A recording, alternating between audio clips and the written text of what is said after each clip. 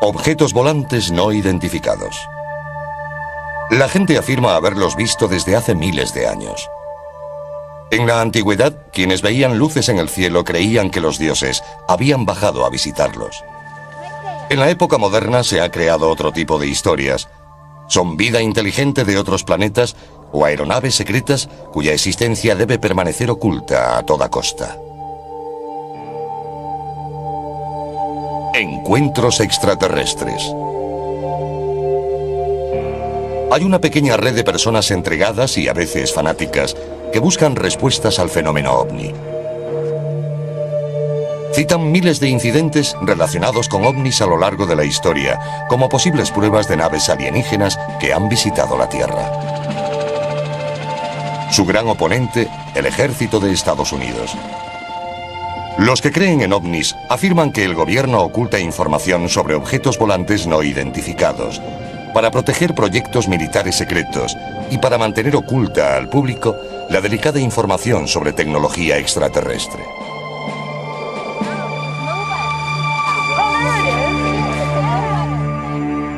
En marzo de 1997, miles de personas vieron inexplicables luces en el cielo de Phoenix, Arizona.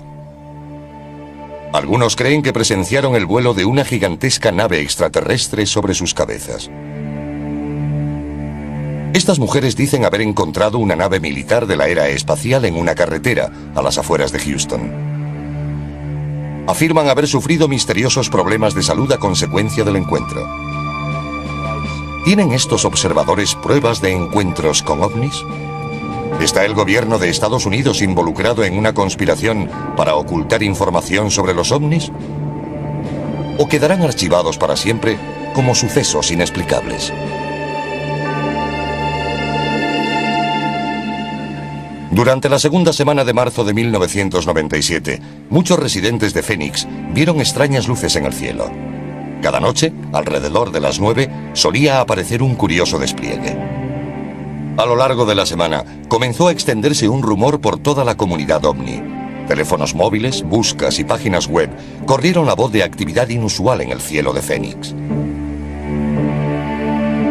Tom King, armado con su extraña pero profesional cámara casera, se fue a la reserva india de Gila River para ver mejor las luces.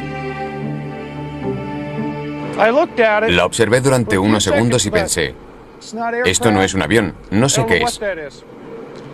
Vamos a por estas cosas.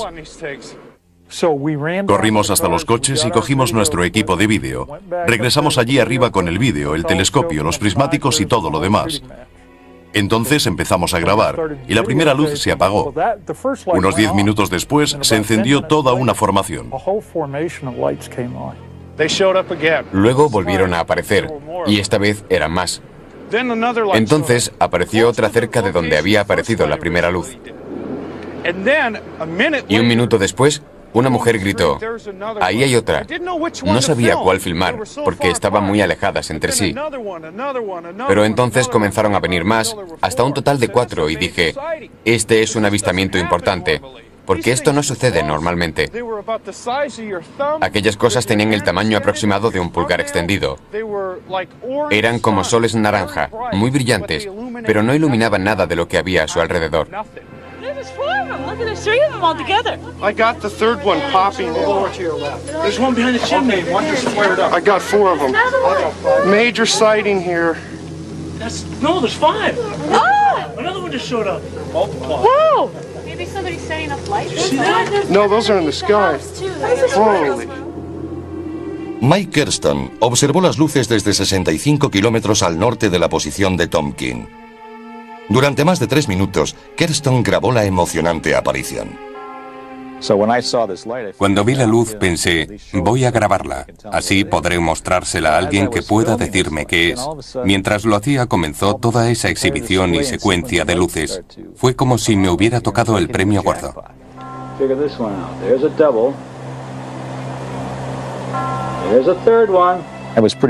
Sostenía la cámara firmemente. El único error que cometí, por supuesto, fue mover el zoom, porque así desenfocaba las luces.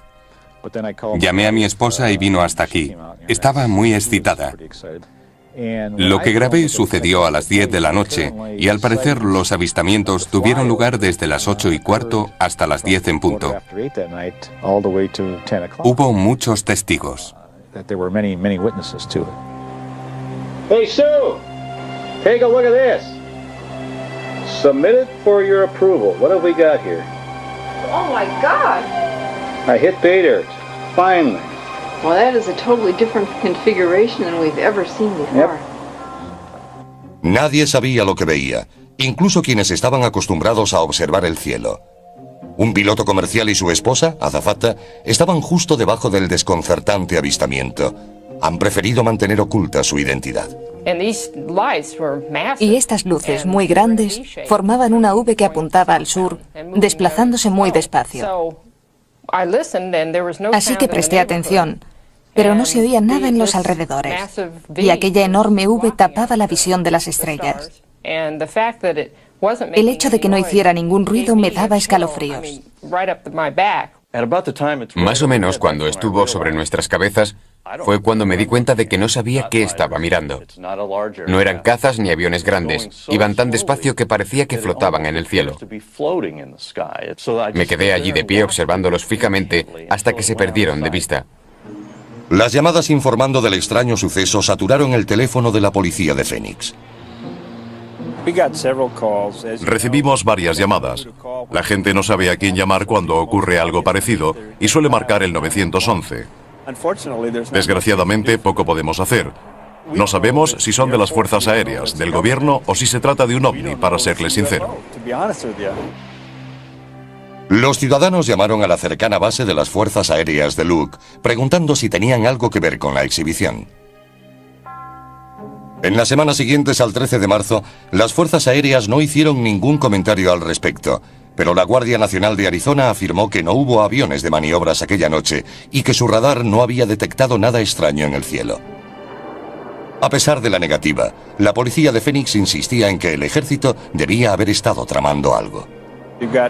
Tenemos Nuevo México al este y California al oeste. Normalmente se lanzan muchos misiles. En una noche clara pueden verse desde aquí, en Phoenix. Cuando se ve algo inexplicable, es probable que las fuerzas aéreas o alguien esté haciendo un lanzamiento. Pero muchos no creían esta explicación. La concejala de Phoenix, Frances Barwood, decidió sacar el tema en una reunión municipal. Apparently, the Air Force nobody is doing any investigation on it, and I'd just like to know if anybody has any information from the city and if the city is checking into it. Apparently, from what I saw on television, it was about the size of a football field, and there was 7 lights, and they all moved together like they were attached to something. So we don't know if it was a prank or, something that was just huge out there, but, kind of curious, especially since people are starting to ask more questions. Thanks. Thank you. Se produjo un silencio y luego siguieron hablando. Fue algo bastante extraño. Tras la reunión, uno de los tenientes de alcalde se me acercó y me dijo que no querían discutir ese tema y que no debería haber hecho la pregunta, que había abierto la caja de Pandora. Después de la reunión, Barwood fue ridiculizada por la prensa y por algunos colegas del ayuntamiento. Para la concejala Barwood y muchos ciudadanos desconcertados, quedó claro que la ciudad no tenía intención de tomarla en serio o de abrir una investigación. ¿Qué vieron miles de testigos en el cielo la noche del 13 de marzo? ¿Era un gigantesco platillo volante de otro mundo o algo más? La comunidad ovni cree que alguien del ejército tiene que saber la verdad.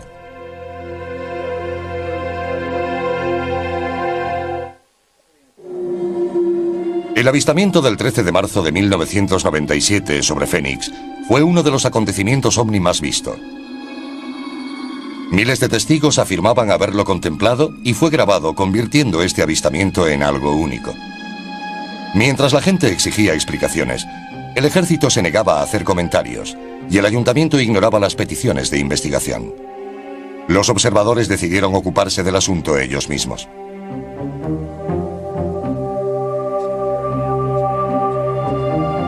Ted Lohman fue uno de los más prominentes investigadores de ovnis que participó en el asunto. Lohman es un metalúrgico que a finales de los años 80 se quedó casi ciego por un accidente laboral. Durante la recuperación, su padre lo inició en su interés por los ovnis. Lohmann se metió de lleno en la llamada ufología. Más tarde, creó un programa de televisión como foro público sobre los ovnis.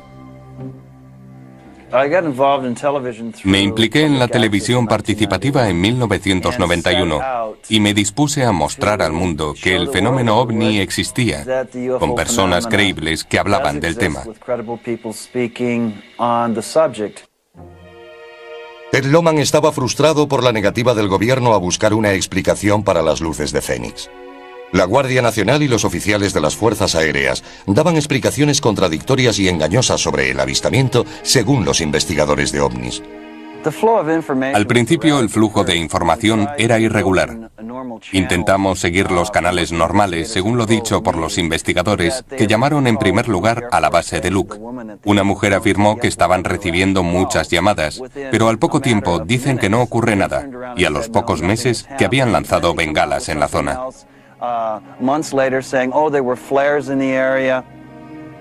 La Guardia Nacional de Arizona había dicho en principio que no tenía aviones en el cielo el 13 de marzo. En mayo, después de que el periódico USA Today publicara un artículo sobre el incidente, cambió su historia diciendo que la Guardia Nacional de Maryland había lanzado bengalas sobre el campo de tiro de Gila River en unos ejercicios. Lohmann decidió mandar a analizar el vídeo de las luces de Fénix para ver si esta nueva explicación podía ser confirmada. Cuando recibes algo como las luces de Fénix, hay que ponerlo en manos de expertos. Contacté con Jim Diletoso, en quien confiaba que estudiaría el fenómeno con la mente abierta y que me diría lo que pensaba en realidad.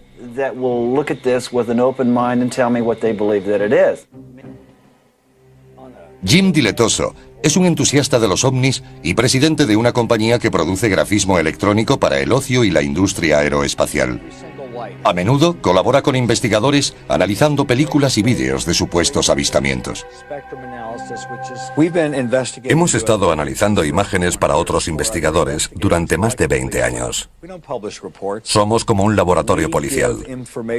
Damos información a otros investigadores. Lo hacemos para gente de Rusia, Brasil, Florida y Canadá. Cuando ocurrió el fenómeno de Fénix, en marzo de 1997, abrimos el laboratorio para analizarlo.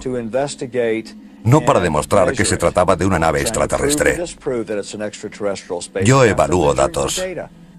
Diletoso apoya la creencia de Lohmann sobre que el avistamiento de Fénix no puede ser descartado con la explicación de las bengalas. Cuando las comparamos con luces de aviones, de coches o bengalas, para ver si coincidían, no lo hicieron. Geográficamente, cuando triangulamos los 5 vídeos grabados, los situamos en una posición que no está ni remotamente cercana a donde la Guardia Nacional supuestamente lanzó las bengalas.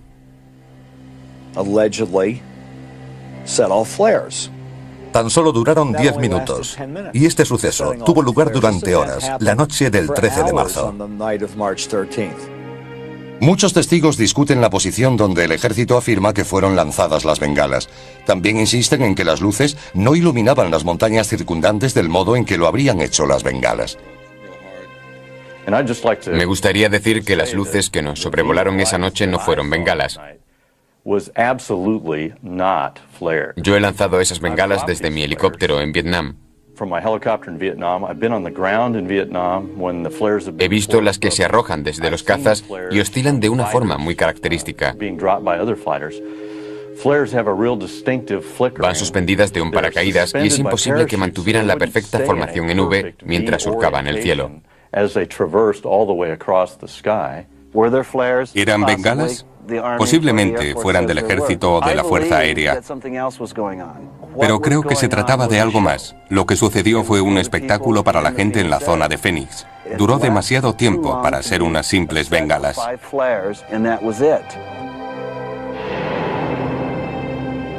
¿Qué ocurrió realmente el 13 de marzo de 1997? ¿Vieron los miles de residentes de Fénix pasar sobre ellos una nave extraterrestre entre las 8:30 y 10 de la noche? Los escépticos cuestionan las técnicas de investigación de los llamados ufólogos. La responsabilidad de probar el suceso ovni reside en la persona que cuenta la historia, no en la que intenta desacreditarla. Tanto en la ciencia como en la vida real, las pruebas deben ser tales que no haya otra explicación más lógica, más fácilmente aceptada o más verosímil. Meses después, la Guardia Nacional de Arizona dio finalmente una explicación oficial a las luces de Fénix. Afirmaron que los avistamientos se debieron a una unidad aérea de maniobra sobre el sur de Arizona. La grabación de las 8:30 mostraba una formación de aeronaves por la zona. Más tarde, alrededor de las 10 en punto, se trataba de bengalas lanzadas por la Guardia Nacional de Maryland sobrevolando el sudeste de Phoenix. Todo lo que vio la gente fue un grupo de luces. Hubo quien las unió imaginando un objeto. Incluso algunos en la comunidad ovni dicen que las bengalas podrían haber sido las responsables de los avistamientos de las 10 en punto, pero afirman que los aviones convencionales no podrían haber producido la formación en V, vista por los testigos entre las 8 y las 10. El patrón parece militar, pero la gente tenía una impresión muy diferente de lo que sucedió a las 8:30. Si observamos la trayectoria de vuelo, algo muy importante, y trazamos una línea hacia el noroeste de Henderson, Nevada, nos lleva a la base aérea de Nellis y al Área 51. El Área 51 es la Shangri-La de la comunidad ovni. Una base militar secreta en el desierto de Nevada que no aparece en ningún mapa del gobierno. Creen que el gobierno esconde muchos de sus secretos sobre ovnis en la famosa base. Los primeros informes llegaron del noroeste y directamente de acuerdo con esa línea.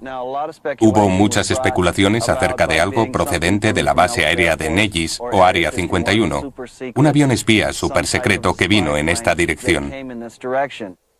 Estos observadores no están seguros de qué provocó las luces del 13 de marzo.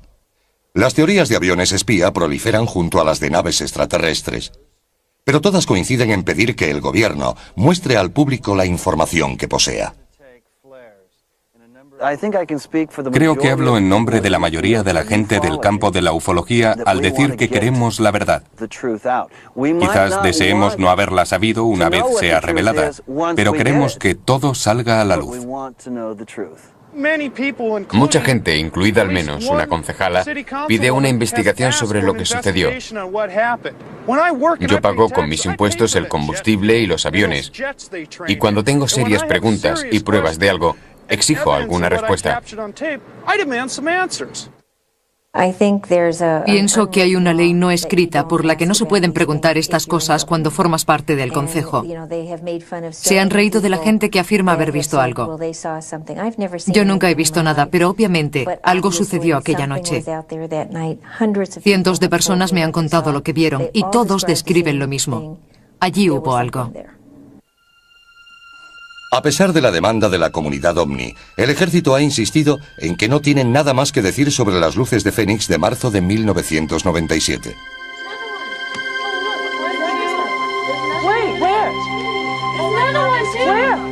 Major sighting here.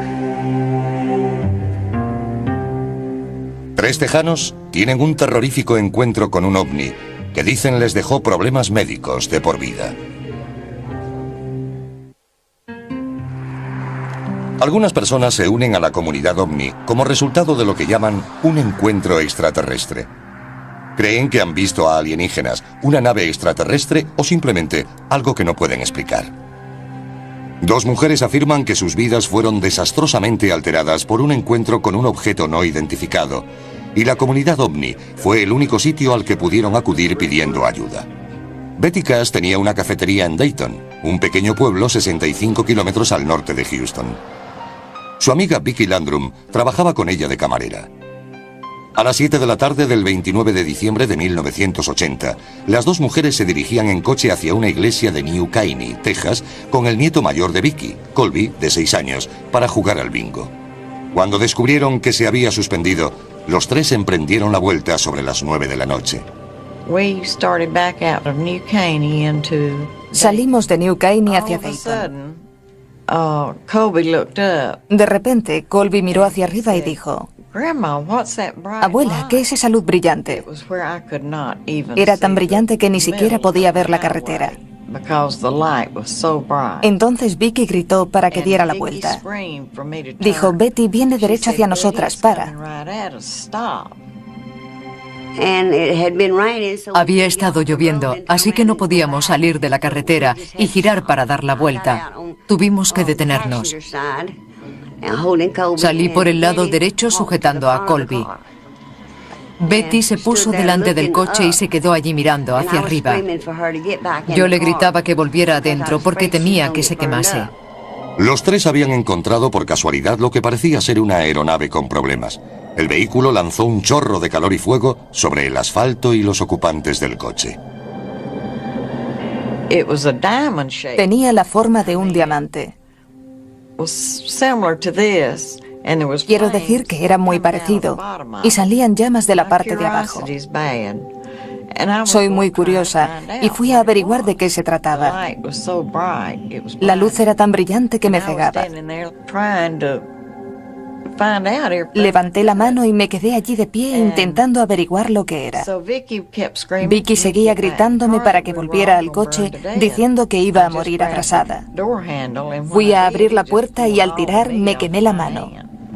Las llamas de la nave habían calentado el exterior del vehículo. Una vez dentro, Betty encendió el aire acondicionado para tratar de enfriar el vehículo, ya que el calor era insoportable. Aterradas, vieron a la nave luchar por remontar el vuelo durante unos 10 minutos.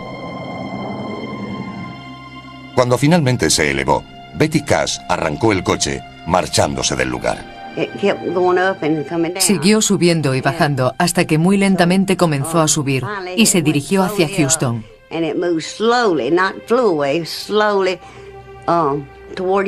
A medida que nos marchábamos, comenzamos a ver helicópteros.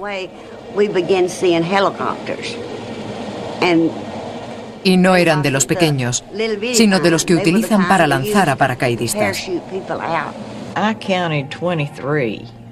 Conté 23. Vicky dijo que había contado 21. Perseguían al objeto. No iban a parar aunque supieran que estábamos allí.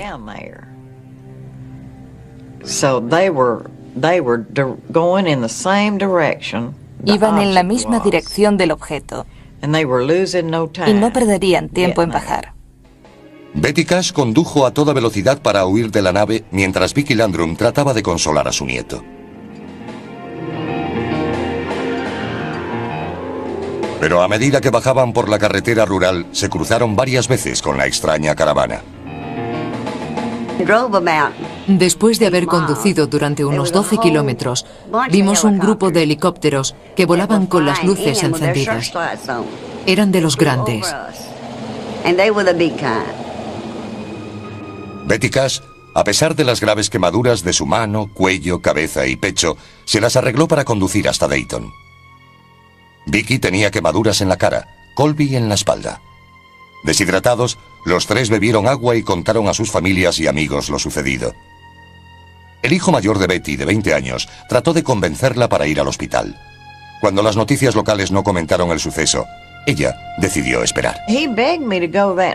Me pidió que fuésemos esa misma noche cuando le conté lo sucedido. Pero le dije, si vamos al médico pensará que estoy loca. Tengo que irme a la cama. Pasé la noche muy enferma, vomitando.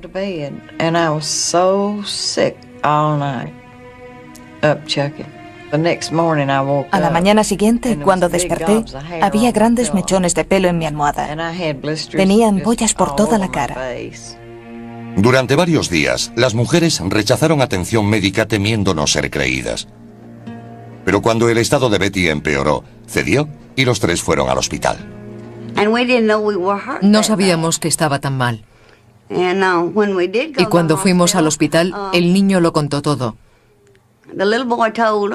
Aunque yo se lo había advertido, dijo, me vas a regañar, pero le voy a contar al doctor lo que nos ha pasado. Los doctores estaban desconcertados ante la causa de las extrañas quemaduras de Colby, Vicky Landrum y la más grave de los tres, Betty Cash.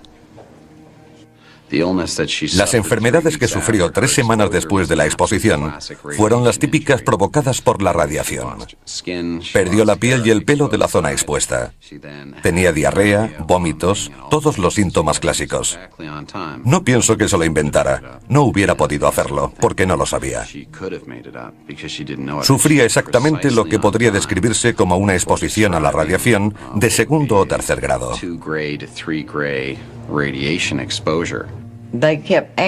Me preguntaban continuamente cómo me había quemado. Yo no tenía ni idea de que aquel objeto probablemente me había envenenado por radiación. Todo lo que sabía en aquel momento era que la radiación se utilizaba para tratar el cáncer. Betty permaneció hospitalizada durante más de un mes por sus lesiones. Tras recibir el alta, no pudo seguir trabajando y se vio forzada a cerrar su restaurante. Desde el principio solo ha sufrido pérdidas. Estaba en la ruina por la enfermedad que tuvo después de estar expuesta a la radiación. Le he estado dando su medicación durante años, intentando ayudarla a superar todo esto. Más tarde apareció un cáncer de mama y hubo que practicarle la mastectomía. Además, no tenía seguro, ni las dolencias las hubiera cubierto ninguna prima a principios de los años 80. Las lesiones de Vicky Landrum y Colby, que no fueron tan severas, les dejaron problemas en la piel y la vista para toda la vida. Desesperadas, las mujeres escribieron al senador Lloyd Bentsen y al congresista Charles Wilson para pedir ayuda médica y respuestas. Recibí contestación de Lloyd Bentsen y Charles Wilson diciendo que fuésemos tan pronto como pudiésemos. Diciendo que en la base de las Fuerzas Aéreas de Bergstrom sabían todo lo ocurrido y que tendrían mucho gusto en ayudarnos en cuanto les fuera posible. Nos dijeron que podríamos conseguir ayuda médica allí, así que fuimos. Pero nos trataron muy mal. Los oficiales de la base aérea de Bergstrom les dijeron que no sabían nada del incidente, informándoles que su único recurso era demandar al gobierno de Estados Unidos por daños y perjuicios. Sin embargo, extrañamente, los militares intentaron en repetidas ocasiones comprar el vehículo de Betty Cash, pero ella se negó. A medida que la noticia del incidente se difundía por Dayton, Betty y Vicky se sentían discriminadas por sus vecinos. Un sacerdote se ofreció a ir a casa de Vicky Landrum para rezar con ella, pero no lo aceptó. Fue entonces cuando las mujeres acudieron a la comunidad ovni pidiendo ayuda. 18 años después del incidente, otro investigador de ovnis trataría de descubrir el secreto que rodea este misterioso encuentro. Betty Cash y Vicky Landrum han sido ridiculizadas e ignoradas desde su supuesto encuentro con una nave en 1980. Pero la comunidad ovni se niega a dejar que el caso caiga en el olvido. John Schuessler es un ingeniero aeroespacial y subdirector de MUFON, siglas de Red Mutua de OVNIs, una organización mundial de seguidores de los ovnis que estudian e investigan avistamientos. Las mujeres contactaron con él varias semanas después del incidente. Schuessler sentía curiosidad, pero era escéptico, hasta que conoció a Betty Cash. Se quitó la peluca y vi que le faltaban grandes mechones de pelo de su cabeza. Era muy impresionante y le dije, le ha pasado algo muy serio, y si es abierta y honesta conmigo y me da la información que ando buscando, estaré con usted hasta el final. También necesito hablar con toda la gente que esté implicada. Llamé a Vicky Landrum y hablé con ella y con su nieto, Colby. Les pregunté por qué se fueron a casa después de lo ocurrido. Y me contestaron, ¿tú lo habrías entendido? Eran lo que se podría decir saludables tejanos. Cuando les ocurre algo, se aguantan, no corren buscando ayuda. La señora Landrum dijo, siempre nos lo guardamos todo. Nunca voy al médico ni al hospital y no tomo medicinas. Cuando estoy enferma me aguanto. Y así ocurrió en este caso. Convencido de su historia, Schuessler les prometió buscar respuestas. Más tarde fuimos al lugar del suceso. Ellas nunca habían vuelto. Las llevamos por separado y ambas nos llevaron al lugar exacto, a pesar de que no habían vuelto desde aquella noche. Recorrimos el escenario y lo medimos. Entonces comprendimos lo que había sucedido. Vimos la carretera y los árboles quemados. Vimos la emoción que sintieron estas personas cuando regresaron al lugar. Se derrumbaron y lloraron confesando tener miedo. No querían estar allí. y decidimos dejarlas marchar a casa mientras nosotros nos disponíamos a recorrer la carretera. Chusler comenzó a preguntar por la zona en busca de testigos del incidente. Su investigación reveló que un policía de Dayton y su esposa vieron helicópteros militares la noche del 29 de diciembre de 1980. También había otros testigos que aseguraban haber visto helicópteros de 2 rotores, que en 1980 eran de exclusivo uso militar. Comenzamos a pedir ese tipo de registros a las Fuerzas Armadas. Se negaron a contestarnos, como si estas personas no existieran, ni la información tampoco. Y ese fue el principio de una interminable investigación. Mediante la Ley de Libertad de Información, Chusler obtuvo en 1982 la que cree que es la prueba determinante del caso: el informe militar oficial de la investigación sobre las reclamaciones de las mujeres, que consideraba su historia creíble. Con la ayuda de Chusler, las 2 mujeres contrataron a un abogado. A mí me pareció una historia veraz. He tenido a las personas que han intentado colarme una historia. No creo que ellas hicieran eso, y las pruebas lo demuestran. Casi 6 años después del supuesto incidente, Betty Cash y Vicki Landrum creyeron que finalmente podrían obtener algún consuelo. Presentaron la demanda en la Fiscalía de Houston y se fechó una vista preliminar para agosto de 1986. Por supuesto, el gobierno federal negó cualquier relación con algo así. Y no teníamos ninguna prueba. Todo lo que podíamos demostrar eran las lesiones de las mujeres. Así que el juez no admitió el caso. Rotas sus esperanzas, Betty Cash y Vicki Landrum se marcharon de Texas para huir de los dolorosos recuerdos de su experiencia. A los 18 años del incidente, después de que los periódicos sensacionalistas se cansaran de la historia, otro investigador de ovnis aún busca respuestas. Estamos llegando a Dayton, Texas. Aquí hay un gran misterio. He dirigido numerosas investigaciones. He participado en operaciones encubiertas, en investigaciones de homicidios, y hay evidencias fuertes y testigos.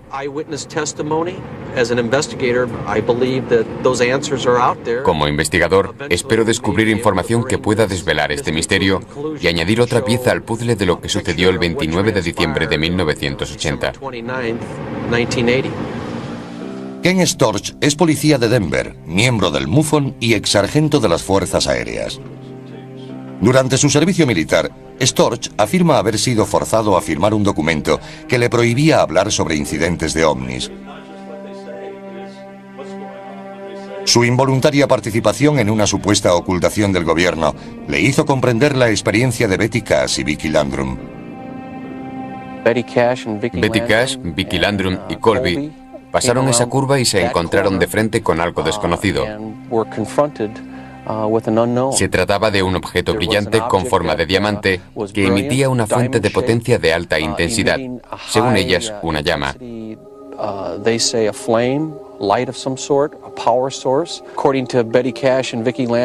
Según Betty Cash, Vicki Landrum y John Chusler, la nave bajó del cielo irradiando un intenso calor que hizo que el alquitrán se derritiera, contaminando el área circundante. Este es un caso clásico de encuentro. Estamos en el lugar exacto en el que ocurrió. John Chusler visitó el lugar 3 semanas después del incidente y percibió cambios en la carretera.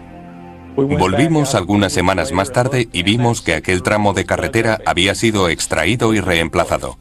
Nos pusimos en contacto con todos los servicios de obras públicas del estado, la ciudad y el condado.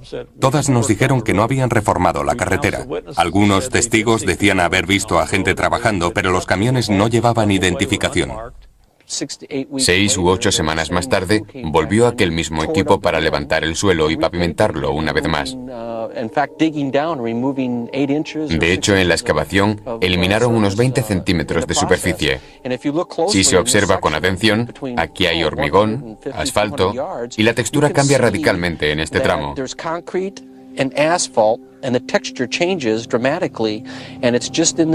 No es como el resto de la carretera. Storch percibe que los cambios hechos al asfalto van en paralelo con pequeños árboles que flanquean la carretera. El crecimiento de estos árboles indica que son muy jóvenes, y algo más lejos, los árboles tienen unos 40 o 50 años, quizá más.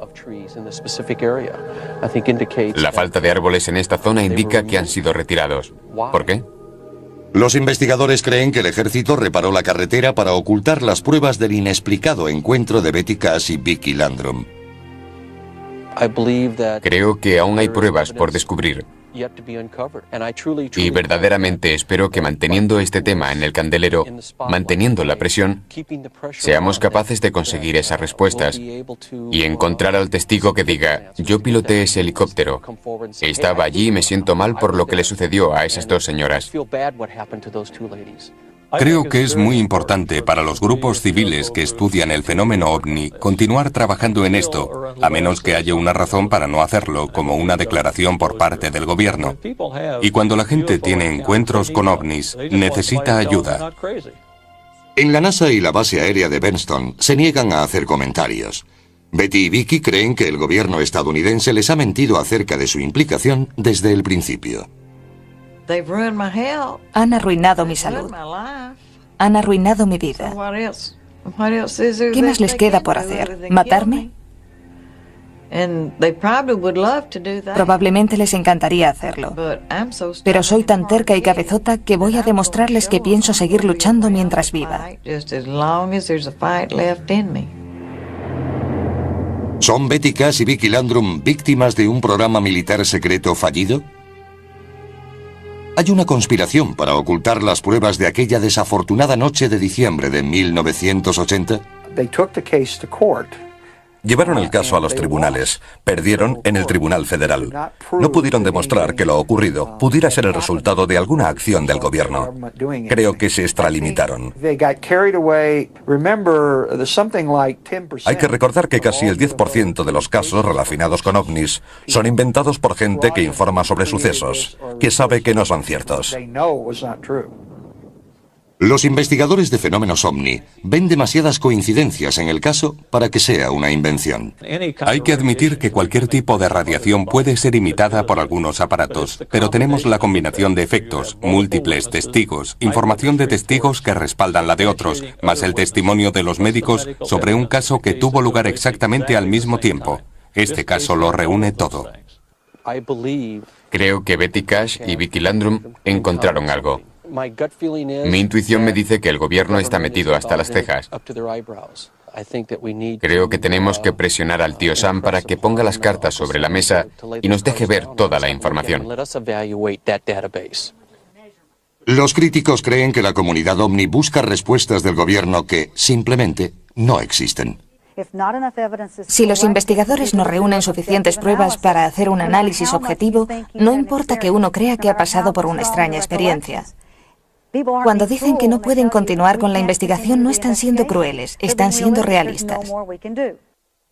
Los escépticos discuten las teorías de conspiración que rodean muchos casos y aseguran que el gobierno no tiene motivos para ocultar la verdad. Uno puede reconstruir un hecho y hacerlo parecer muy extraño. Por experiencia, sé que el ejército no miente respecto a lo que hace. Se preocupa mucho por su imagen pública.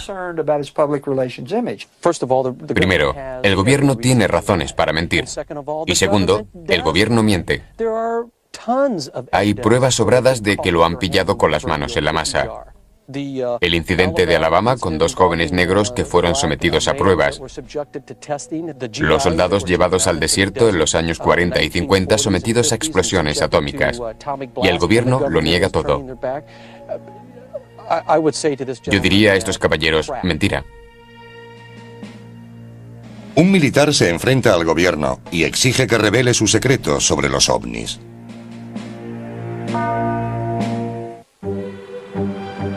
Por todo Estados Unidos y el mundo, los entusiastas de los ovnis se reúnen para intercambiar historias, compartir información y lamentarse por la negativa del gobierno a comentar este misterioso fenómeno. Uno de los críticos más elocuentes del secretismo del gobierno es el sargento mayor retirado Robert Dean, que durante los años 60 tuvo un alto cargo en la OTAN. Dean afirma haber visto un documento militar altamente secreto que contenía información sobre incidentes con ovnis que casi desencadena la Tercera Guerra Mundial.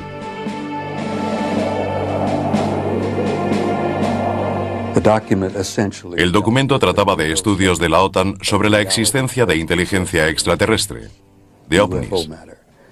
Había grandes objetos circulares metálicos que sobrevolaban toda Europa en formación y desaparecían del radar de la OTAN sobre el mar de Noruega. Este asunto casi provocó que entráramos en guerra con los soviéticos al menos media docena de veces por error. En cuanto me di cuenta de que se trataba de un hecho y no de un mito o una leyenda, me impactó tanto que aún no he podido superarlo. Dean y su esposa Cecilia han creado una organización para informar y presionar al Congreso. Stargate International es una organización dedicada a un objetivo principal: sacar a la luz la verdad de los ovnis y la inteligencia extraterrestre que ha sido encubierta y negada durante muchos años, no solo por nuestro gobierno, sino prácticamente por todos los de este planeta. Ha llegado el momento de que el gobierno norteamericano le diga la verdad a la gente.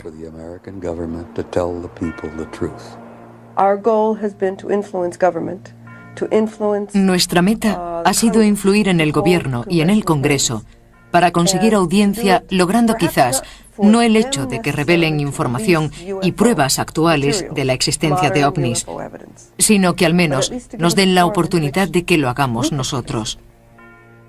Robert Dean cree que la política del gobierno de negar la existencia de ovnis y ocultar pruebas viola los derechos constitucionales de sus ciudadanos.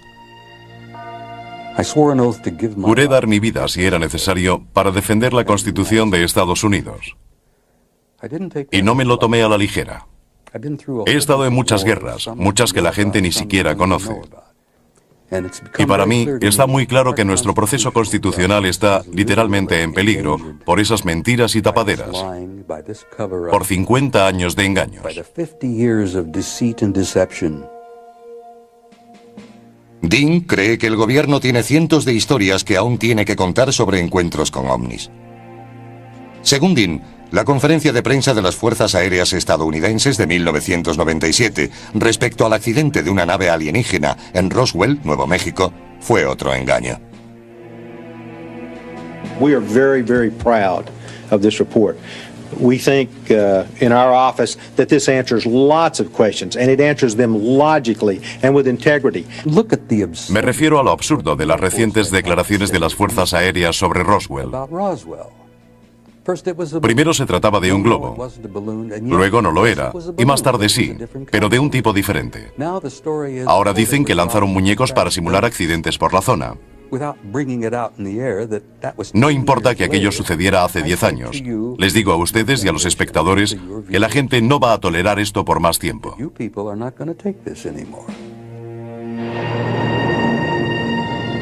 ¿El gobierno de Estados Unidos está ocultando secretos a los ciudadanos sobre ovnis y vida extraterrestre?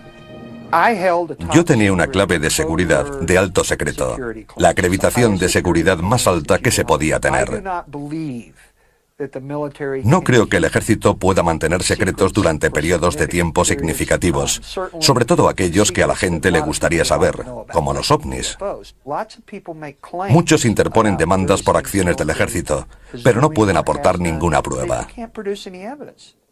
La comunidad ovni cree fervientemente que el gobierno oculta secretos y pruebas de visitas extraterrestres. Nos encontramos en uno de los accesos al Área 51. La rodea mucho misterio. No sabemos quién la dirige. El gobierno niega saber nada acerca de ella, pero se ha convertido en una de las bases secretas más famosas del mundo, levantada aquí, en medio de la nada. Creo que en medio del desierto hay probablemente algunos huesos enterrados y vehículos estrellados. Como dijo Ted, conozco historias, he leído artículos, he oído testimonios, pero no tenemos un platillo volante estrellado del Área 51, ni un extraterrestre yaciendo a su lado que podamos mostrar al resto de la comunidad. La mayoría de escépticos, aunque admite que pueda existir vida extraterrestre en el universo, no cree que hayan establecido contacto con la Tierra. Los ovnis existen. La gente ve cosas que no puede explicar. Siempre ha sido así y seguirá siendo así. Existirán los ovnis siempre que exista algo en el universo que no podamos explicar. No pienso que vayamos a ser negativos al respecto, porque eso no nos favorece. Si alguien viniera, sabríamos lo que representa tecnológicamente. Nuestra única esperanza es que vengan en son de paz. Si no es así, deberíamos rendirnos. Creo que ya hemos establecido contacto y que caminan por este planeta como si fuesen humanos. Quizá mucho más adelante, mediante cambios sociales y gubernamentales, seamos capaces de aceptar a los que vendrán y a quienes ya han venido y aún no hemos sido capaces de ver. Para la comunidad OVNI, no es cuestión de si podemos establecer contacto, sino de cuándo. Estos observadores mantendrán sus ojos fijos en las estrellas y presionarán al gobierno en su búsqueda de pruebas irrefutables de una nave alienígena. Para el resto, la verdad acerca de quién, si es que existe, habita los cielos y qué secretos han guardado los gobiernos, probablemente permanecerá sin explicación ahí fuera.